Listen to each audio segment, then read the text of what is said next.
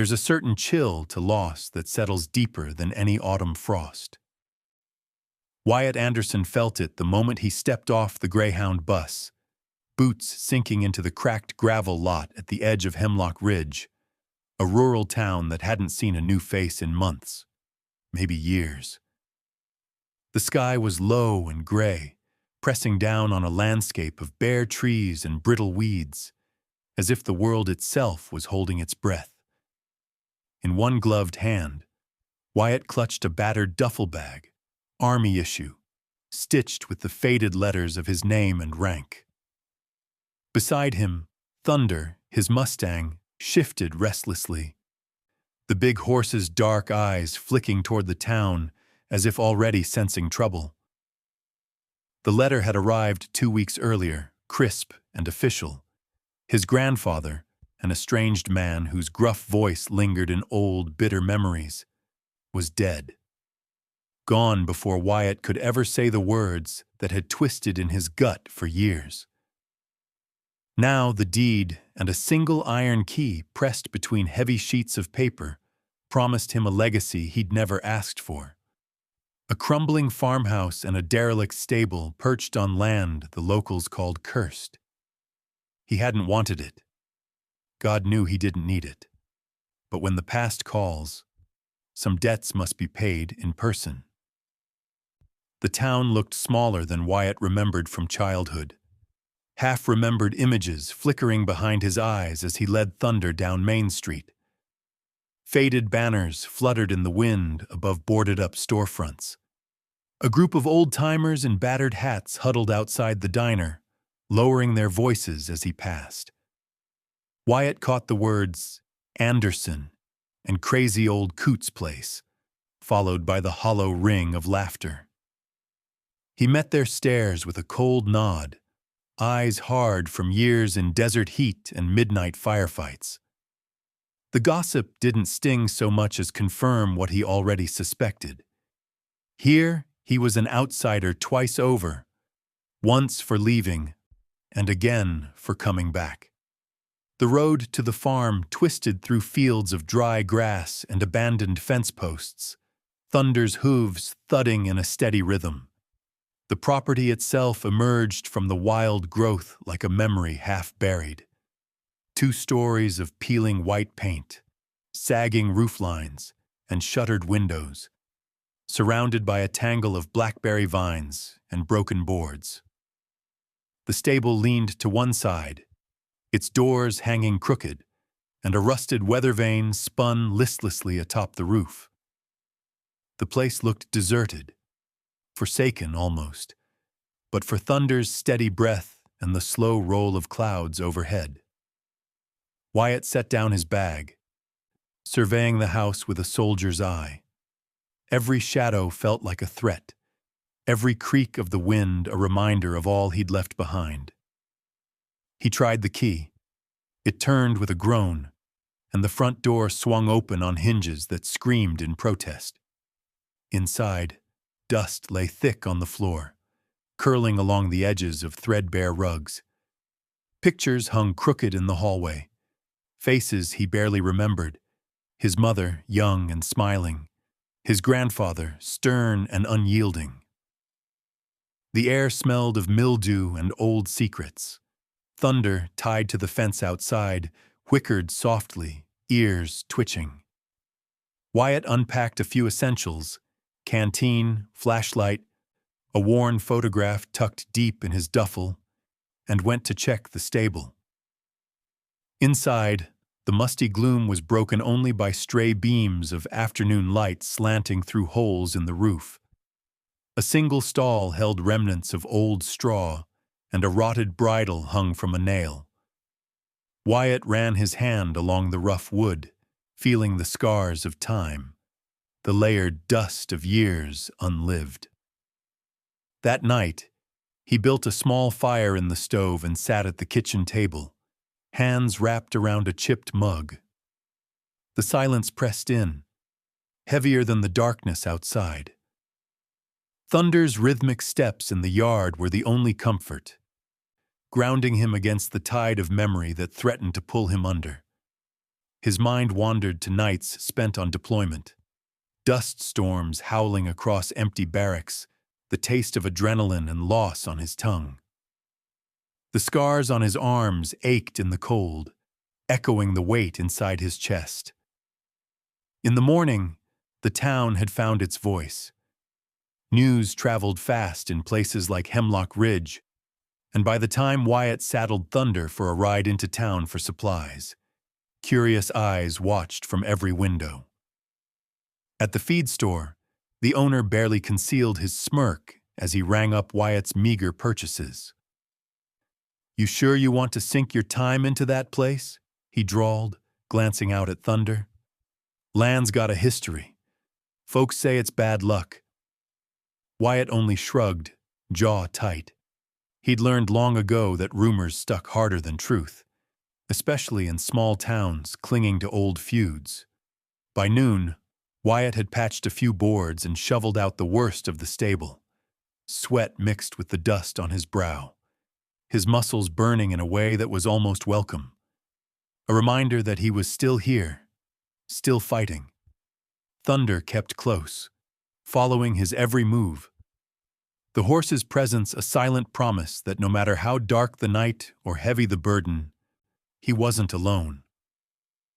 When the sun slipped below the trees, painting the world in bruised gold and violet, Wyatt sat on the porch and stared out across the tangled fields, trying to imagine what his grandfather had seen in this place. Had the old man felt the same loneliness, the same stubborn hope? But hope was a fragile thing, and as twilight deepened, the laughter from town echoed up the hill, sharp, mocking, edged with disbelief. Wyatt listened, letting the sound roll off him, a hollow music that belonged to another life. In the hush that followed, Thunder nuzzled his shoulder, warm breath steady and real. Maybe the land was cursed. Maybe it was worthless. But for the first time in a long time, Wyatt felt a strange flicker in his chest. Not hope, not yet, but something close. Perhaps, he thought, the only way to break a curse was to face it head on, to dig through the ashes until something worth saving was found beneath. And so, as the stars scattered above the broken farmhouse and the Mustang settled in the yard, Wyatt Anderson began the slow, uneasy process of claiming his inheritance, not just of land and timber, but of all the ghosts and possibilities that came with it. The past had brought him here, but it was the future, unknown, unwritten, that waited just beyond the night. Morning in Hemlock Ridge crept in quietly, the air still sharp with the memory of night. Wyatt woke to the creak of floorboards and the musty scent of old wood, his sleep broken by the ghosts that always haunted his dreams.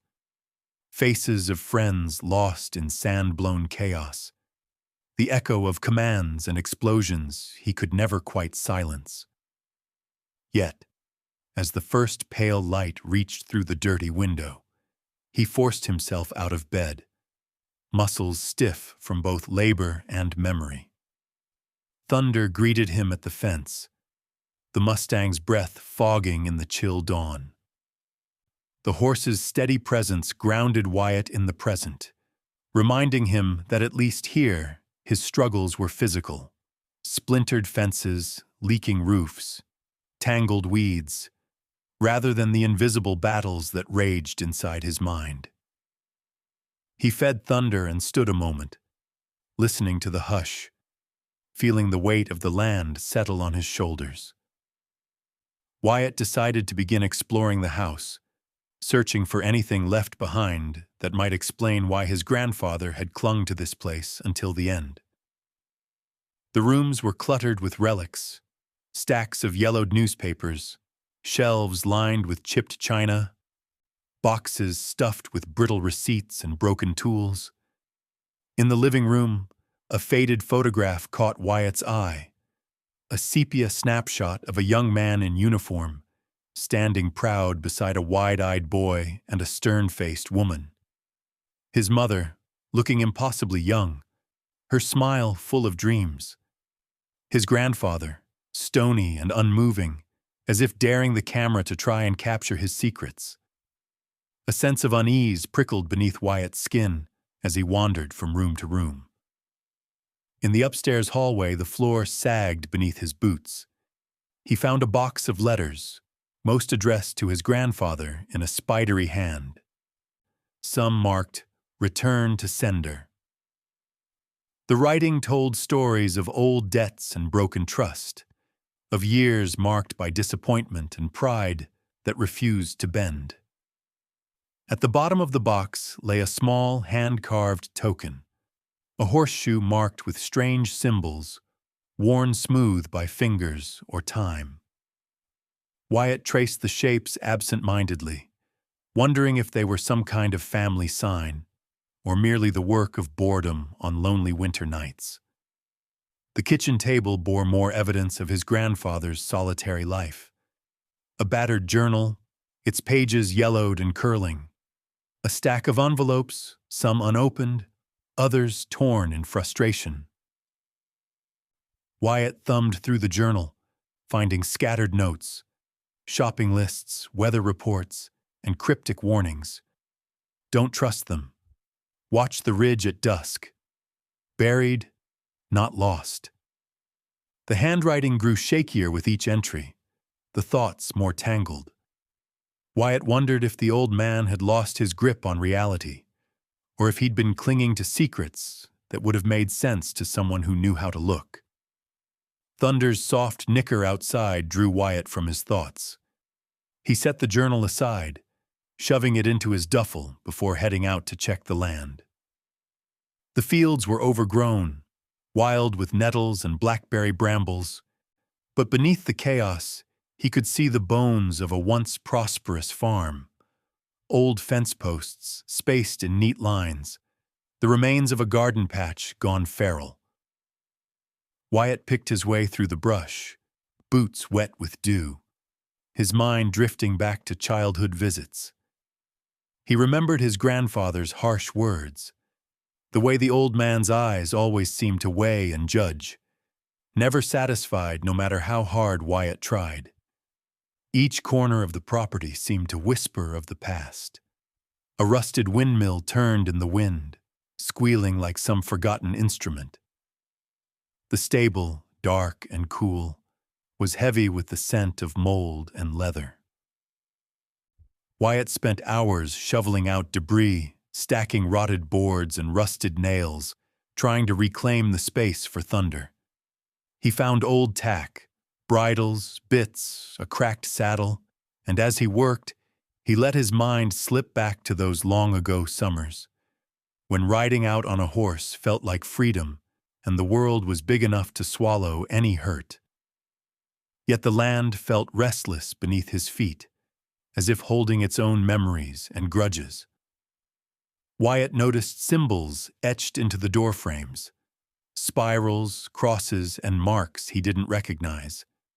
At first, he dismissed them as childish scrawls, but the repetition made him pause. His grandfather hadn't been a man for idle superstition, at least not in Wyatt's memory. The urge to piece the puzzle together grew stronger. The afternoon brought brief relief, a splash of sunlight, the scent of wildflowers carried on the breeze. Wyatt led Thunder to the creek that wound along the back edge of the property. The Mustang splashed and drank, head low and muscles relaxed. Wyatt leaned against a cottonwood, letting his mind wander. The stillness was almost foreign after so many years of noise and urgency. He watched the water flow, thinking about how quickly things could change, how a life could be turned upside down by a letter, a phone call, a single word. As dusk approached, Wyatt found himself standing in the old barn, staring at a wall covered with penciled notations. Dates, numbers, sometimes just a single name repeated over and over. The urge to run, always close at hand, fought with a stubborn curiosity. He could sell it all, walk away, let the past rot where it lay. But Thunder's steady gaze held him there, a silent challenge to stay, to dig deeper. When night fell, Wyatt lit a single lantern and sat at the kitchen table, the old journal open in front of him. The words on the page blurred and shifted, mixing with half-remembered scenes from war and home alike. It was Thunder's warmth, pressing in from the window, that anchored him, proof that he could still find comfort, even in a place so full of loss and regret. For the first time since arriving, he allowed himself to hope there was more to his grandfather's story, and to his own, than ashes and broken dreams. He didn't know yet what he would find. But in the silence, broken only by the soft sounds of thunder settling in for the night, Wyatt made a promise to himself.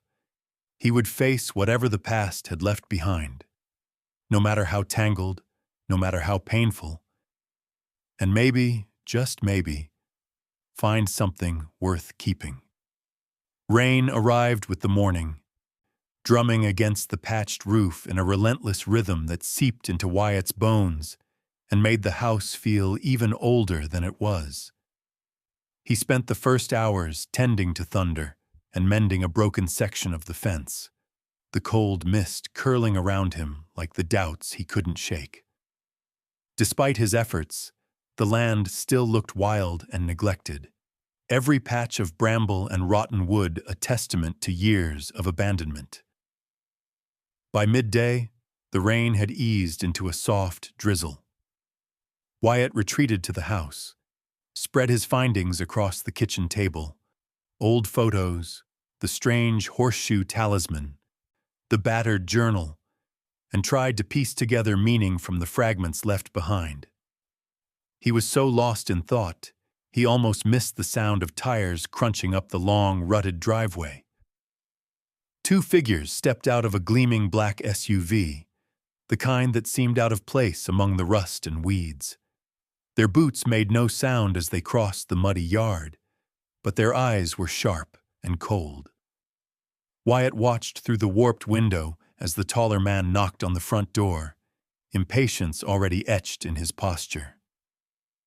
The second man, stockier with a heavy brow, stood back, arms folded and gaze roaming over the property as if measuring every inch for its worth. Wyatt opened the door a crack, wariness plain on his face.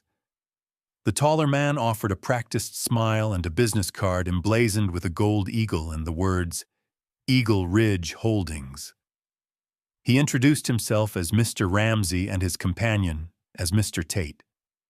Wyatt studied the card, then tucked it in his pocket without a word.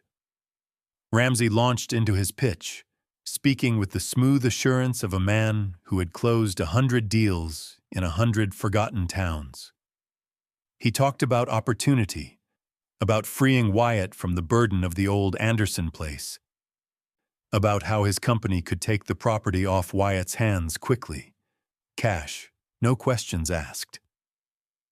The offer was generous on the surface, but even a child could see it was a fraction of what the land might be worth if properly restored.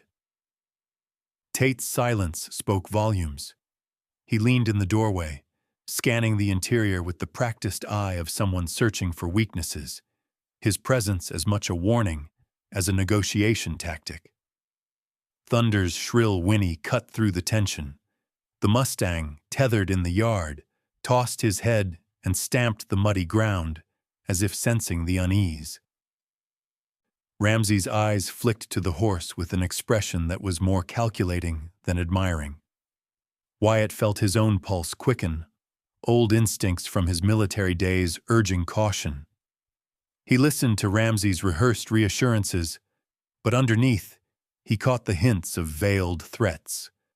How the property could become a liability, how sometimes vacant land attracted the wrong kind of attention, how it would be a shame if anything happened to such a fine animal. Wyatt said little, letting the silence stretch until Ramsey grew visibly uncomfortable. Tate stepped forward then, his tone rougher, his words less polished. He hinted at rumors, how the land was more trouble than it was worth, how some believed the old Anderson place brought bad luck to anyone foolish enough to hold on to it.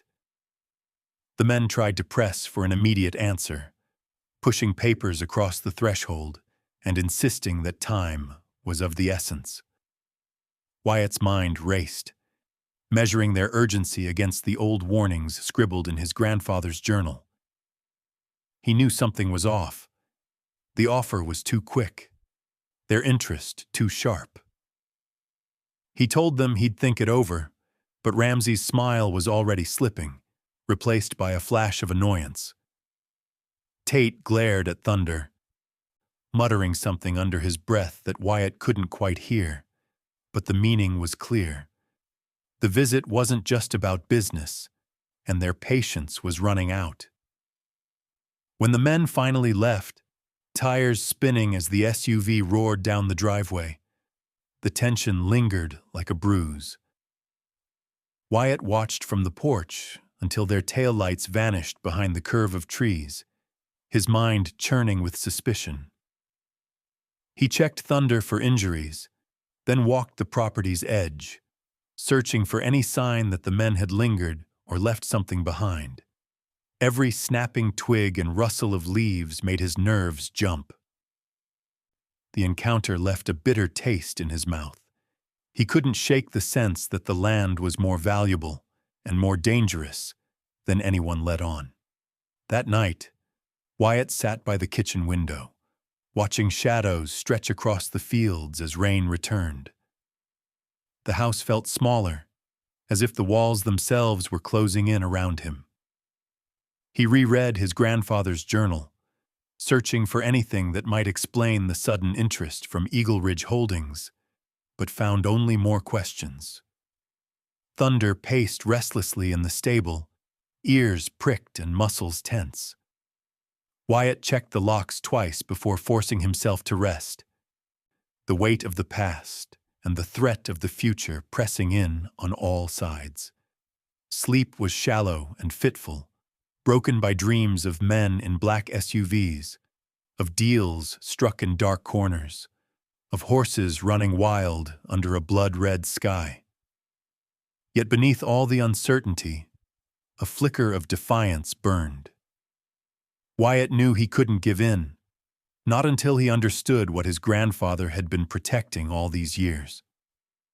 He sensed that the story of the Anderson land was only just beginning, and that whatever secrets waited in the shadows, he and Thunder would face them together. Night in Hemlock Ridge had a weight to it, the kind that settled in Wyatt's chest and made each sound outside the old farmhouse feel sharper, more urgent. The memory of Eagle Ridge's visit still hung in the air, mixing with the scent of damp earth and rain-soaked wood. Every time the wind rattled a loose shutter or an owl called from the tree line, Wyatt's thoughts circled back to Ramsey's warnings and Tate's cold glare. He couldn't shake the feeling that they would return, maybe not with words and contracts, but with something much darker. Wyatt poured his restless energy into work. The next morning, he woke before dawn and attacked the overgrown land with a single-minded determination. He cleared brush until his arms burned, patched sagging boards in the stable, and hauled debris to a growing pile at the edge of the yard. Each task was a way to keep the ghosts at bay, to force the doubt and suspicion into the background. Thunder trailed him everywhere, eyes alert, ears flicking at every strange noise. The Mustang's presence was a quiet comfort, a living reminder that trust could be rebuilt one step at a time. By midday, Wyatt's muscles ached, sweat soaking through his shirt despite the cool breeze. He paused to catch his breath, leaning against the stable door, when he noticed Thunder acting strangely. The Mustang paced in circles, snorting and pawing at the dirt floor of his stall, agitated in a way Wyatt hadn't seen before. It wasn't just nervousness. Thunder seemed focused on something beneath the old hay, nostrils flaring, tail swishing in agitation. Curiosity edged out exhaustion. Wyatt stepped into the stall, kneeling beside Thunder and brushing aside the layers of musty straw. The boards underneath were warped and stained, but where Thunder's hoof had struck, the wood sounded hollow. Wyatt's pulse quickened. He cleared more straw, revealing a loose stone set into the packed dirt, out of place in a stable built almost entirely of wood. With careful fingers, he pried the stone loose, exposing a rough trap door, its hinges rusty but intact. For a long moment, Wyatt simply stared. All those cryptic warnings in his grandfather's journal, buried, not lost, suddenly took on a new urgency. He found an old crowbar in the corner and wedged it beneath the edge of the trap door, muscles straining until it finally popped open with a groan that echoed through the empty stable. A wave of cold, musty air spilled out, carrying the scent of earth and secrets long kept from daylight. Lantern in hand, Wyatt lowered himself into the darkness below. The space was cramped, the ceiling so low he had to crouch, and the floor packed with dust and cobwebs. But as his eyes adjusted, shapes emerged. Old wooden crates, a stack of weathered maps, and several leather-bound journals, their spines faded by time. There were other things, too. A battered canteen, a Civil War-era saber wrapped in oilcloth, and small artifacts whose meanings were lost to history. The air felt charged, heavy with the weight of untold stories. Wyatt's hands trembled as he picked up one of the journals, the leather soft and fragile beneath his fingers. He opened it and found page after page filled with his grandfather's cramped script. There were entries about the land, the war, and a treasure hidden to keep it safe from those who would use it for evil. The writing grew more paranoid as the years passed. References to being watched, to dangers in the woods, to symbols meant to ward off harm. One passage, scrawled in desperate haste, read, "If anyone finds this, trust only those with the mark. Others seek only gold and ruin." It was too much to process all at once. Wyatt gathered as many items as he could carry, climbing out of the hidden room and back into the stable where Thunder waited. Nostrils still flared with concern. Wyatt tried to calm the Mustang, running a soothing hand down his neck, but the animal's tension never fully eased. Whatever secrets the land held, Thunder seemed to feel them as strongly as Wyatt did. He brought the journals and maps inside, spreading them across the kitchen table beneath the weak afternoon light. Dust danced in the beams as he sorted through the papers, the edges fragile and curled. Some maps were simple diagrams of the property. Others bore complex markings and unfamiliar landmarks, an X here, a circle there, words in code he couldn't immediately decipher. The journals were a mix of confession, paranoia, and cryptic warnings, looping back again and again to themes of legacy, danger, and unfinished business. As the day faded into dusk, Wyatt's mind spun with possibility and fear. Each new discovery opened another door to the past, but also deepened the mystery of why Eagle Ridge wanted the land, and why his grandfather had gone to such lengths to hide whatever was buried here. The gold, the journal warned, was both a blessing and a curse. Protected by blood, sought by greed. The weight of the secret pressed on Wyatt's chest, stirring old habits from his soldiering days. He checked the locks, scanned the fields for any sign of movement, and kept Thunder close, knowing that the Mustang's instincts were as reliable as any alarm.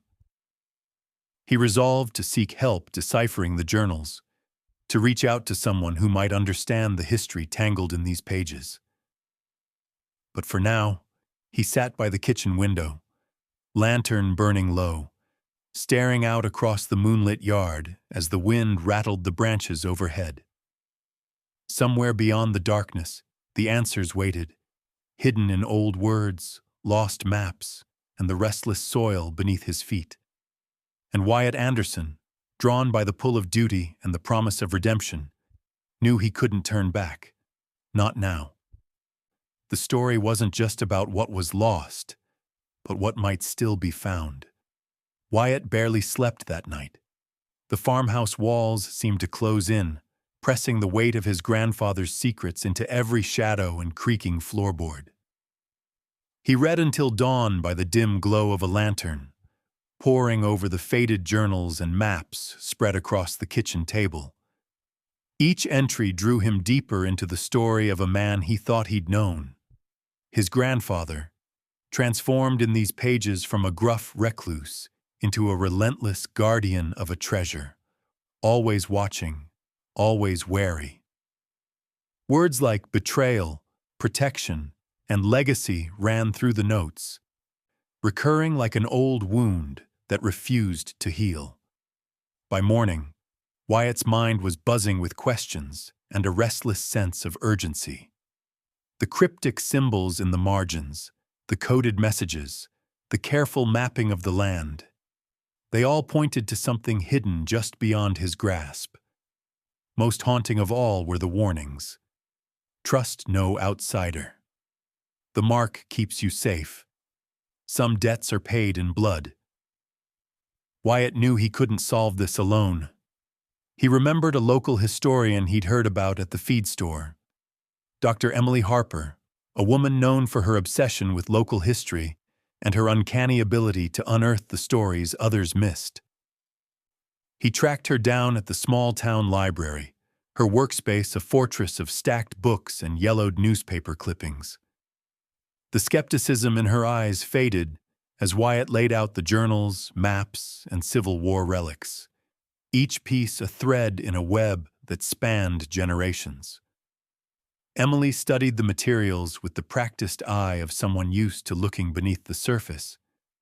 She recognized some of the symbols immediately: sigils used by secret societies during the war, marks left by abolitionists guiding those fleeing north. She pieced together entries from the journals, matching them to known events in the region's past: mysterious disappearances, fires, and whispered rumors of Confederate gold hidden to keep it from falling into corrupt hands. The tension in the room grew as the puzzle took shape. Wyatt's grandfather, it seemed, had devoted the last years of his life to tracking the final resting place of a lost Union payroll, a hoard that could change the fate of a small town, or destroy it if found by the wrong people. As the day wore on, Wyatt and Emily worked through maps and ciphered messages, layering the old man's paranoid warnings over the physical reality of the property. Emily found reference to a series of landmarks: the forked oak, the singing creek, the weeping stone, hidden in the landscape itself. But even more troubling were the notes on recent years: suspicious visitors, threats, and a growing sense of being hunted. The final entries became desperate, the handwriting jagged and uneven, as if his grandfather had been writing on the run. A cold realization settled between them. The old man hadn't simply died. There were hints of foul play in the last pages, veiled references to being followed, to traps set and dangers avoided by luck or cunning.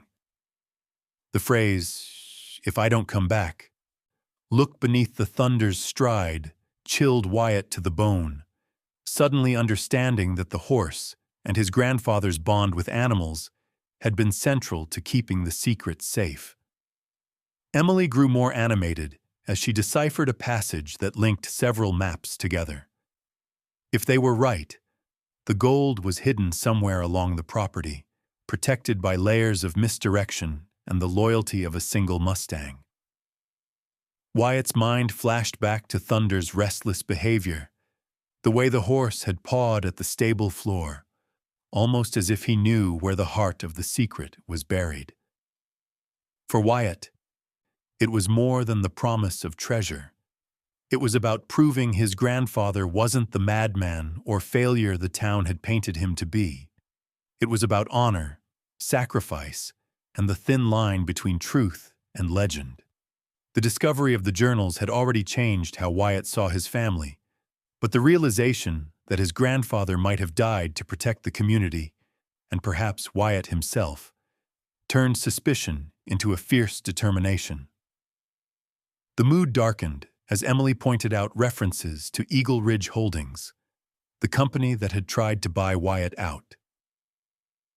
Several journal entries suggested that agents of Eagle Ridge had been surveilling the property for years, searching for clues, even threatening the old man. One half-torn page seemed to record a confrontation. A broken window, a warning scrawled on the wall, the chilling sense of eyes watching from the darkness. Wyatt's skin prickled at the idea that the danger hadn't passed, that he was, in fact, standing on a battleground that stretched back 150 years.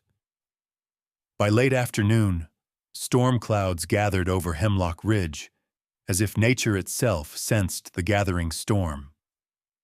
Wyatt walked the property with Emily, following the lines and symbols mapped out in the journals. Every tree and stone took on new significance. Every shadow seemed to hide a watcher. The wind carried the distant sound of laughter from town, but now Wyatt heard it differently, not just as mockery, but as the fragile shield of people who had no idea what was at stake. As the first drops of rain fell, Wyatt returned to the stable, thunder greeting him with a soft nicker. He ran his hand down the horse's neck, feeling the steady pulse beneath the skin. "We'll figure this out," he murmured, more to himself than anyone. The weight of his grandfather's legacy pressed down, but so too did the possibility of redemption, of setting right the history that others had tried to erase. Night gathered, thick and full of secrets, but Wyatt no longer felt alone. The mystery was no longer a burden he carried by himself. Together, with Emily's insight, Thunder's loyalty, and his own resolve, Wyatt prepared to face whatever truth the land still concealed, ready or not. The days that followed blurred into a single relentless march of anxiety and discovery. Wyatt felt the tension mounting with each hour, a constant reminder that time was running short. The maps and journals revealed more clues than answers, directions masked in symbols, warnings scrawled in the margins, all layered with the paranoia of a man who knew he was being watched. Emily returned to the farm every morning, her presence a steadying force as they worked through the secrets and the tangled landscape. Together, they traced lines on old paper and then rode the property's boundaries on Thunder's broad back, eyes alert to every shift in shadow and brush. It wasn't just Eagle Ridge's veiled threats or the journal's talk of danger that set Wyatt on edge. The land itself felt alive, almost aware of their presence. Thunder grew restless on their rides, ears pricked and muscles tense, as if he too sensed the invisible eyes trailing their movements. Birds scattered from the treetops with each step, and twice they spotted distant figures in the woods, men in dark jackets, too far to identify, but too close to ignore. Wyatt's military instincts snapped awake, scanning for threats, mapping escape routes, turning every routine errand into a reconnaissance mission. On a gray afternoon, the tension broke. Wyatt and Emily set out early, their breath misting in the cold as they rode deeper into the thickets beyond the creek, following the journal's clues. A strange hush fell over the woods, broken only by the steady beat of Thunder's hooves. Wyatt felt the weight of history pressing in, a sense that they were retracing steps taken long ago, when secrets were hidden not just to protect wealth, but to safeguard lives. Every gnarled tree and mossy stone looked like a marker, every trickle of water a possible sign. They paused at a forked oak, the bark scarred with a faded X. Emily checked her notes, voice barely above a whisper as she matched the symbols to the map. Suddenly, Thunder's ears shot forward, his whole body coiling with alarm. Wyatt caught the sound just after, the low rumble of an engine and the sharp crack of branches from behind. Panic shot through him. He spun in the saddle, heart racing, catching a glimpse of 2 men on horseback and another 2 on foot, pushing through the brush with grim determination.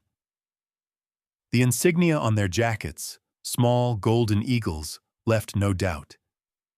Eagle Ridge had found them, and they were no longer interested in negotiation. Go!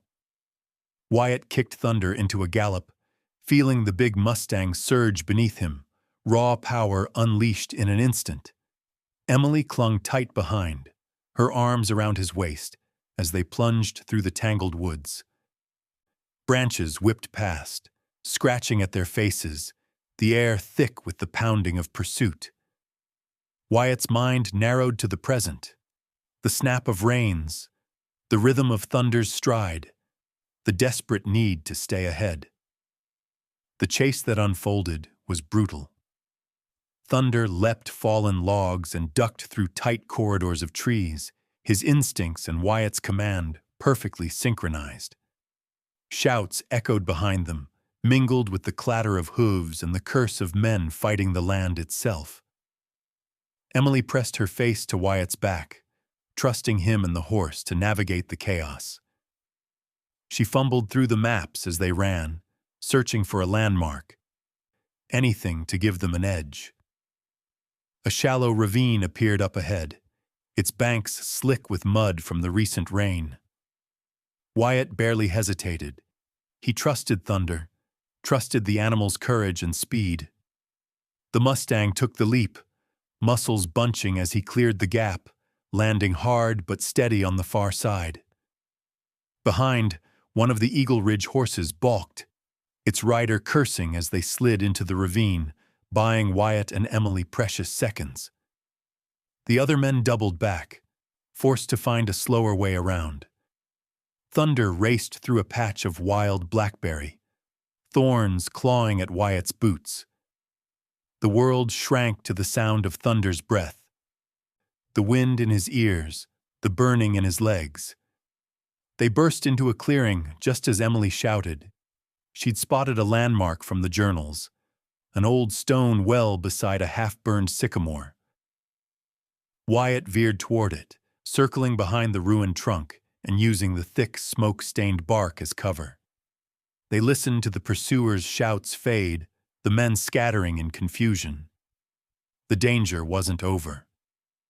Wyatt led Thunder deeper into the woods, following the path the journals described. A trail marked by hidden cuts in the bark, a pattern only someone who knew the code would notice. Emily steadied herself, brushing dirt from her hands, determination in her eyes. For the first time since arriving, Wyatt saw a spark of hope. They'd shaken the pursuit, but it was clear the hunt had only just begun. As dusk fell, they made their way back to the farm by a circuitous route, avoiding any path that might leave a clear trail. Wyatt checked over Thunder for injuries, finding only scratches and sweat. The Mustang nuzzled him, breathing hard but unbroken. Inside the farmhouse, Wyatt and Emily pored over the maps by candlelight, nerves jangling, piecing together what they'd learned. The gold was real, the danger closer than ever. The past was no longer just a puzzle to solve. It had become a matter of survival. Thunder, as always, stood guard outside, ears flicking, body a silent sentinel in the moonlight. The wind carried distant sounds, an engine starting, voices cursing, and finally, the hush of a land that had outlasted more than one generation's secrets. Wyatt understood in that moment that they would not give up, that the hunt would only drive them closer to the truth. And in Thunder's steady gaze, he saw the promise that together they would face whatever darkness still haunted Hemlock Ridge. By dawn, a thin fog had settled over Hemlock Ridge, draping the battered landscape in a pale shroud. Wyatt awoke stiff and uneasy, his body still humming from the frantic chase through the woods. He stood at the kitchen window, staring across the overgrown fields, tracing the invisible lines between memory, danger, and hope. Thunder grazed in the half-light, his presence as steadfast as ever, but even the Mustang seemed on edge, lifting his head to scan the distant tree line at every sound. Emily arrived early, her eyes shadowed but determined. Over a hurried breakfast, they spread the journals and maps out again, focusing on the pattern of clues. The previous day's near escape had rattled them both, but it had also crystallized their resolve. Each symbol, each coded direction, took on a new urgency. Their search had moved beyond curiosity. It was now a race against the men from Eagle Ridge, who would surely try again, this time, perhaps, with more force. The journals described a series of landmarks, cryptic references to the Singing Creek, the Weeping Stone, and the heart beneath the earth. Emily believed that the old maps, when layered together, pointed toward a specific area of the property's dense northern woods. Wyatt trusted her instinct and the sense of rightness that pulsed every time Thunder led them along the ancient trails. They saddled Thunder just after sunrise, the mist swirling around his hooves as they set off. The forest felt different that morning, more alive, more watchful. Wyatt read every shadow, every bird call with a soldier's attention. They passed the forked oak marked on the journal's page and moved deeper, following a barely visible path where wildflowers fought for space among the ferns. The air smelled of moss and promise. At the edge of the Singing Creek, a narrow stream tumbling over polished stones, Thunder stopped, ears forward. The journals said to listen here, to find the stone that weeps at noon. Emily checked her watch. It was still early, but sunlight was beginning to filter through the treetops. Sure enough, just as the light grew stronger, a single moss-covered rock beside the stream began to drip with moisture, its surface shimmering with beads of water. Wyatt pressed his palm to the stone. Cold and slick, it felt as if it were sweating secrets. They searched around the base of the rock, finding a series of notches in the earth that matched marks on one of the maps. Nearby, tangled roots framed a narrow depression, half hidden by fallen leaves. Thunder pawed at the spot, snorting and tossing his mane. Wyatt dropped to his knees and cleared away the debris. His heart pounded as he uncovered a small, almost imperceptible opening in the earth, a mouth of a cave, cleverly concealed by roots and stone, invisible to anyone who didn't know precisely where to look. The entrance was barely wide enough for a grown man, but just inside the darkness widened into a shallow chamber. Wyatt tested the ground before leading Thunder to a safe spot, then squeezed through, lantern in hand, Emily close behind. The air was cool and stale, laced with the scent of old earth and stone. Their footsteps echoed, the beam of the lantern dancing along the rough walls. The cave felt ancient, untouched for decades. In its center, half buried in dust and old straw, lay a wooden chest, iron-banded and heavy with promise. Beside it, scattered papers and rusted tools hinted at desperate, hurried work, signs that Wyatt's grandfather had been here, perhaps more than once, driven by the need to protect or hide what he'd found. Wyatt pried open the chest, hands trembling, breath catching as he saw the unmistakable glint of gold coins. Their surfaces were stamped with the insignia of a Union payroll, still shining through the dust of 150 years. Stacks of battered bills, tarnished medals, and sealed letters filled the rest of the chest. The journals had been right. The hoard was real. Yet there was more. A set of letters, addressed to the town's first settlers, detailing plans to use the treasure for the good of the community, not for war or personal gain. Emily read them aloud, voice hushed, as if afraid to disturb the ghosts who lingered in the cave. Wyatt imagined his grandfather kneeling where he now sat, torn between pride and fear, hoping the gold would never be found by the wrong hands. Their victory was short-lived. A sudden scuffle outside sent a jolt of fear through Wyatt's veins. Thunder whinnied sharply, hooves scraping the earth in alarm. Footsteps echoed, closer now, men's voices, rough and hurried. The Eagle Ridge men had found them, shadows looming at the cave's entrance, flashlights cutting through the mist and dust. Wyatt instinctively shielded Emily, pushing her back into the cave's deepest shadows. The leader of the group, Ramsey, appeared first, gun drawn, eyes wild with greed and fury. His men flanked him, blocking any hope of escape. They demanded the gold, their words sharp and final, promising ruin if Wyatt and Emily resisted. The standoff was tense and claustrophobic.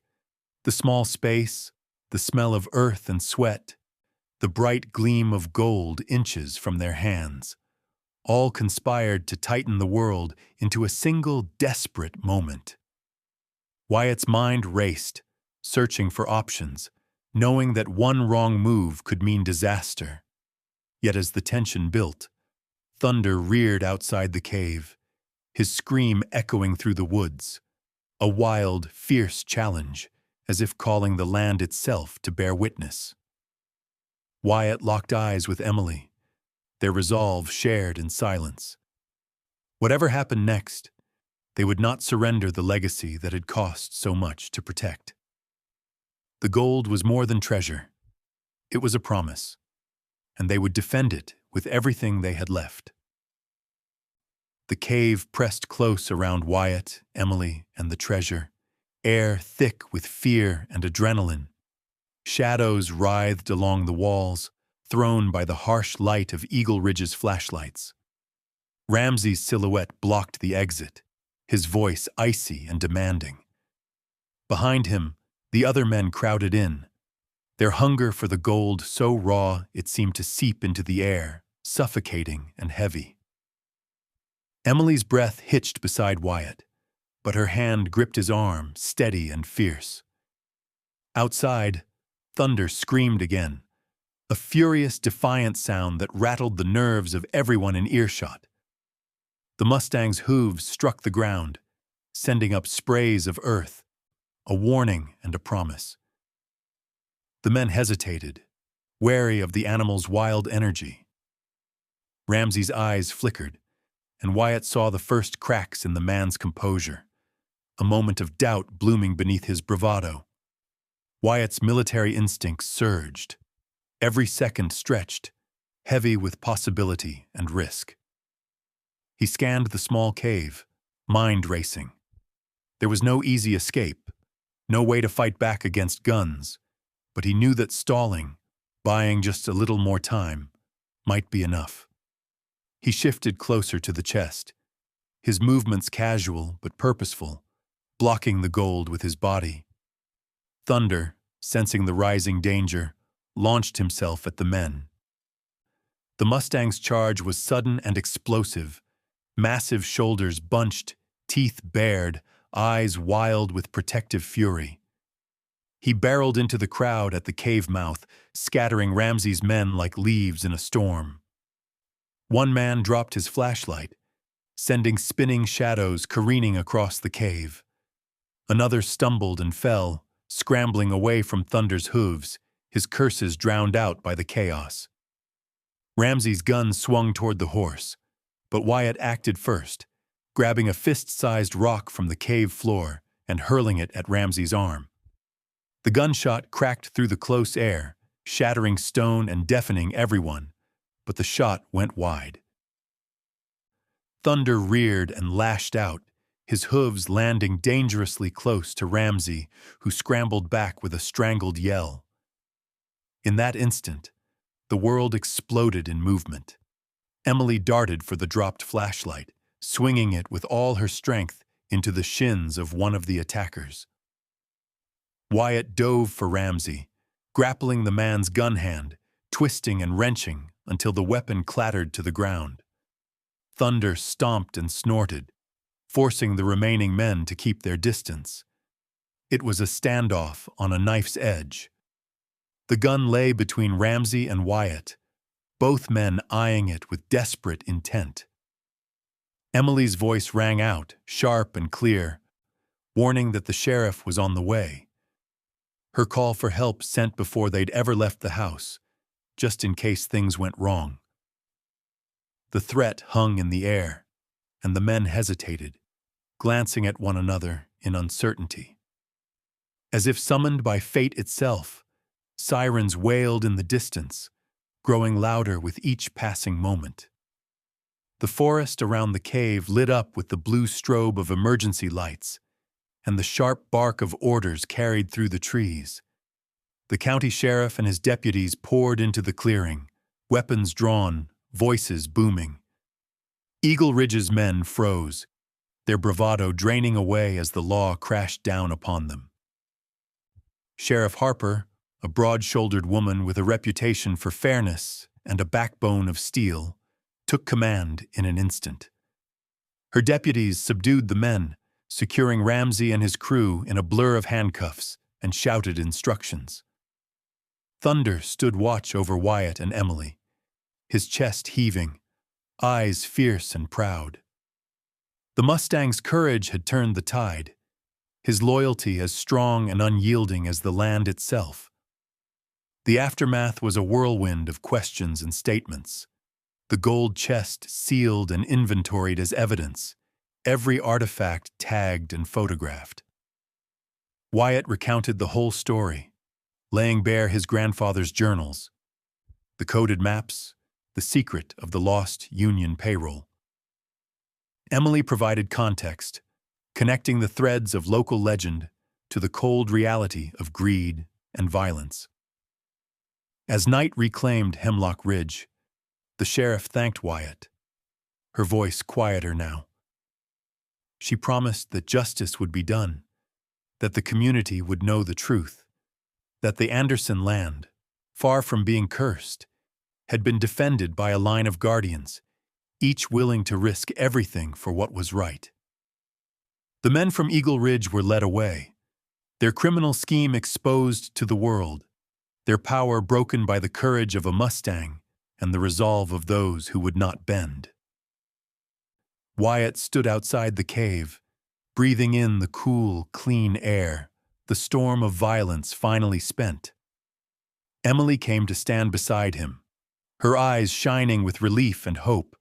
Thunder nuzzled Wyatt's shoulder, warm and alive, the bond between man and horse deeper than ever. For a long moment, the three of them simply watched the sunrise break through the trees, light spilling gold and bright across the land. There were scars left behind, on the land, in the town, within Wyatt himself. But there was also justice, and the quiet certainty that sometimes doing what's right meant facing the darkness with everything you had, and trusting those who stood beside you. The future was uncertain, but at last Wyatt felt something more powerful than fear or grief. He felt the first tremors of peace. The storm of confrontation and chaos gave way to a strange stillness. As the authorities led the Eagle Ridge men away, and reporters began to swarm the edges of Hemlock Ridge, Wyatt found himself standing alone near the cave, watching the soft dawn creep across the battered landscape. The earth was torn in places, marked by hooves and boots, but the golden light smoothed over the scars, promising a new day. Thunder grazed nearby, every so often pausing to glance at Wyatt as if to remind him that, despite everything, the world still spun and life still went on. In the following days, the town buzzed with rumors and revelations. For years, the Anderson farm had been a subject of derision, a cautionary tale about stubbornness, curses, and wasted potential. Now, Wyatt's discovery and the exposure of Eagle Ridge's criminal plot rewrote the story entirely. The press descended, filling the farmhouse and stable with cameras, microphones, and relentless questions. At first, the attention was overwhelming, dredging up every raw nerve Wyatt had left. But Emily's calm, scholarly voice helped guide the narrative. She spoke of legacy, sacrifice, and the truths buried in journals and earth alike. The local paper published a tribute to Wyatt's grandfather, accompanied by old photographs of the man as a young farmer, then a stoic veteran standing in front of the house with a little boy. Wyatt himself, clinging to his grandfather's leg. The article described the quiet heroism that had defined his life. A man misunderstood by neighbors, but steadfast in his protection of something greater than himself. Letters poured in from townsfolk, apologies, memories, stories of the old man's kindness and eccentricities. The bitterness that had once colored Wyatt's memories began to dissolve, replaced by a bittersweet pride.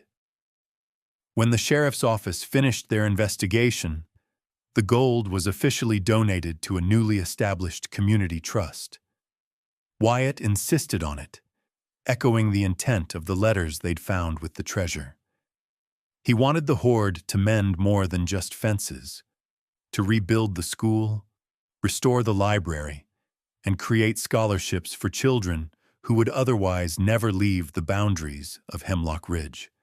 Emily volunteered to help oversee the trust, her knowledge of history ensuring that every coin and artifact would be preserved, the story shared with generations to come. On the day the trust was dedicated, the entire town gathered beneath a banner strung between two ancient oaks. The mood was one of celebration and reconciliation. Wyatt stood on the porch with Emily and Thunder, the Mustang's mane braided with wildflowers by a group of laughing children. Town elders approached, some sheepish, others openly tearful, shaking Wyatt's hand and thanking him for returning not just treasure, but hope. Even those who had once mocked the Anderson name now spoke of his family with respect and gratitude. But the public vindication was only half the story. Inside, Wyatt began to face the wounds that had driven him for so long. The restless energy that had haunted his nights started to fade. He allowed himself moments of reflection, sitting with Thunder beneath the cottonwood trees, walking the fields as wildflowers bloomed in the wake of winter. He reread his grandfather's journals, this time not searching for secrets, but listening for wisdom, for the hard-earned truths of a man who had sacrificed everything for the land and the future. Emily became a constant presence. Their days were busy with repairs and meetings, their evenings spent talking about history, war, and the long shadows cast by memory. She listened without judgment when Wyatt shared stories from his military service, the things he had seen and done, the comrades lost. Her compassion eased the weight he carried, allowing him, little by little, to forgive himself, and to forgive his grandfather, too. The old resentments unraveled, replaced by a gentle understanding that every generation carries its burdens, sometimes at the cost of warmth or words. Thunder, always intuitive, seemed to sense the change. The Mustang thrived, his coat gleaming and spirit bright. Wyatt took joy in their daily rides, letting Thunder pick the pace and the path, trusting the animal's instincts as he learned to trust his own. The stable, once a symbol of neglect, filled with new life. Rescued horses brought by townsfolk, eager to contribute to Wyatt's vision of the farm as a place of healing and refuge. One afternoon, as summer settled in, the local news returned for a final interview. Wyatt, usually reluctant, agreed to speak on camera. He stood in the pasture with Thunder at his side, looking out at the land that had once seemed nothing but a burden. "My grandfather believed in this place," he said, voice steady. "He believed in second chances, even when they're hard. I hope we can give that to others, too."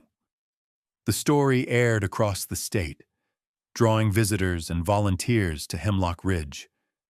The community trust became a model for other small towns, and the Anderson name, once whispered in derision, now spoke of resilience and redemption. Wyatt felt a sense of closure settle over him, not the end of the story, but a hard-won peace. The final pages of his grandfather's journal echoed in Wyatt's mind as he walked the farm one last time before dusk. It's not gold that saves a man, but what he chooses to do with it. Leave the land better than you found it. Leave your heart open to forgiveness. For the first time in years, Wyatt believed he could. The summer sun rose bright over Hemlock Ridge, warming the battered land and illuminating the changes that had taken root since the storm of secrets and conflict. With the gold secure in the community trust, the Anderson farm shed its reputation as a place of curses and regret. Instead, it became a symbol of hope, new life, and the healing power of honest work. Where weeds and brambles once choked the yard, tidy rows of flowers and vegetable beds now flourished, planted by neighbors eager to lend a hand. Children's laughter carried across the fields as they played among the rescued horses, their voices rising in the morning air, scattering the last of the shadows. Wyatt moved through each day with a quiet sense of purpose that felt foreign at first, then more natural with each passing sunrise. He rebuilt the house, room by room, restoring the battered farmhouse not to its former glory, but into something warm, welcoming, and entirely new. The porch became a gathering place, strung with lanterns that glowed softly at dusk. The stable, once filled with dust and memories, now echoed with the sounds of hooves and soft nickers. Thunder's low greeting, the gentle nuzzling of horses rescued from neglect or abuse. Word spread beyond Hemlock Ridge about what Wyatt was building. Veterans from nearby counties came to visit, drawn by stories of the land's second chance. Some arrived with haunted eyes, carrying burdens not so different from Wyatt's own, hoping for quiet work and the comfort of animal companionship. He welcomed each with a firm handshake and the promise of a hot meal, asking nothing in return but honesty and effort.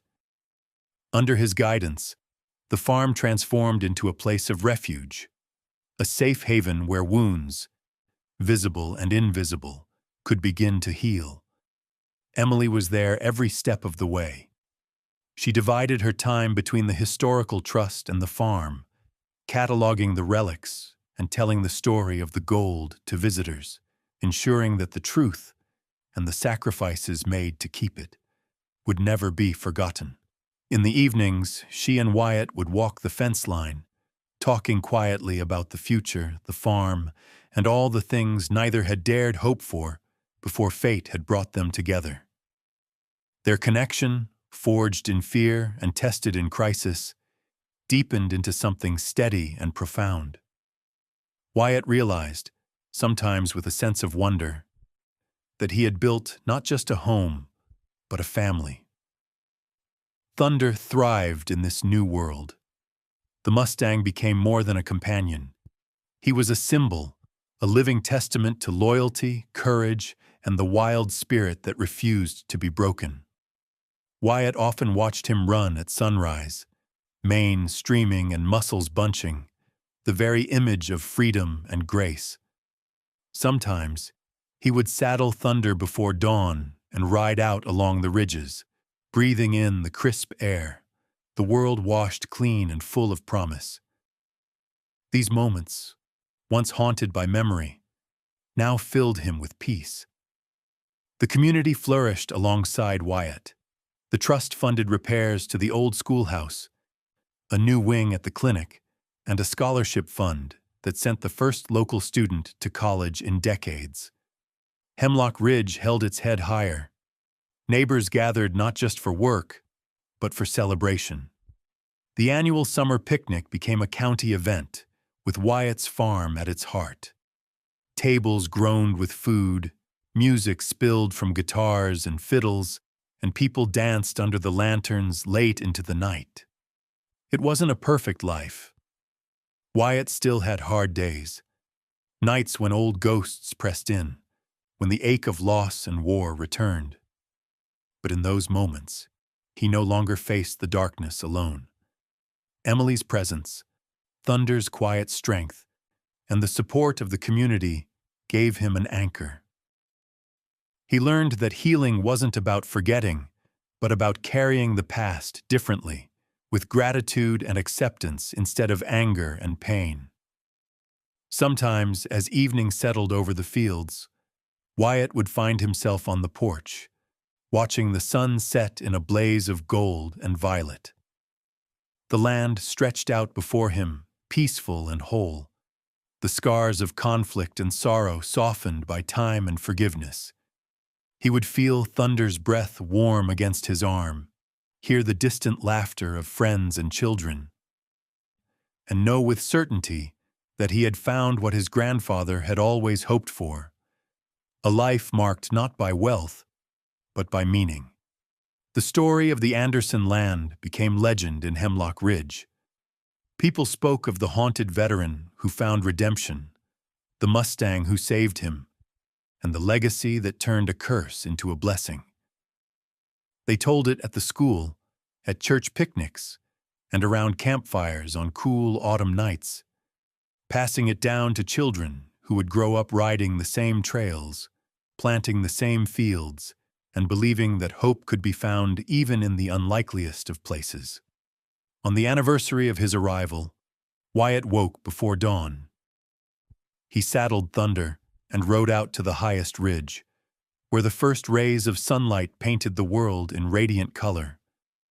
From that vantage, he could see the farmhouse, the green fields, the gardens in bloom, a living tapestry of effort, love, and transformation. He let Thunder run, hooves drumming against the earth, both of them carried forward by the promise of a new day. In that golden moment, as the world opened wide before him, Wyatt understood that his story, like his grandfather's, like Thunder's, was one of resilience, loyalty, and the courage to begin again. And as the sun rose higher, he felt not just hope, but certainty that the best chapters were still ahead.